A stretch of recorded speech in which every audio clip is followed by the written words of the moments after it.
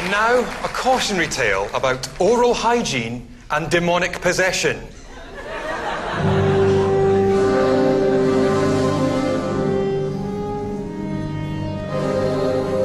This is a tale unlike all the rest, about a young boy whose tongue was demonically possessed. So he kept his mouth shut, closed all day long, for if he opened his mouth, his tongue, it went wrong. Because of his tongue, he had no friends in his class. The boys would all kick him and rub his face in the grass. At dinner time, the girls would all stare. Every time he ate food, it went everywhere. One day in his room, tongue flapping away, he said to himself, "This is the last day." So he ran to the bathroom as fast as a dart, grabbed his dad's razor blade, then made sure it was sharp. "Enough is enough," he said with a cough.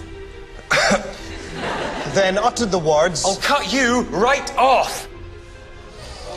His tongue started wriggling like an electric eel, but then snatched from his grasp that sharp blade of steel.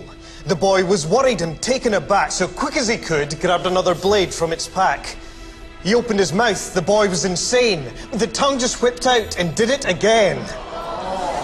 The tongue snatched one more blade, and then another, and one more made 5. With all that in his mouth, it was a wonder the boy was still alive. Enough of this shit, he thought to himself.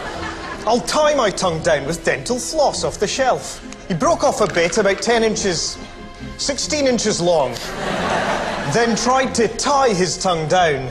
But his tongue was too strong. It just sucked up the floss like a trail of spaghetti. It made him so nervous his brow got all sweaty. The boy was in shock, a complete state of awe, as his mischievous tongue took control of his jaw. Slowly, he reached into his mouth, grabbed the end of the floss, decided it was time to show the tongue who was boss. But as he wrenched out the floss, the boy was astonished.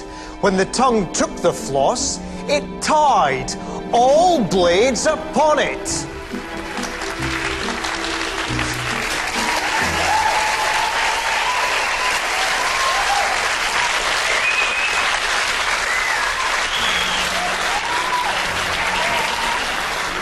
When he saw those blades tied, he got an idea. He could travel the world. This feat could make his career. He could be on stage and perform every night. And think of the pussy.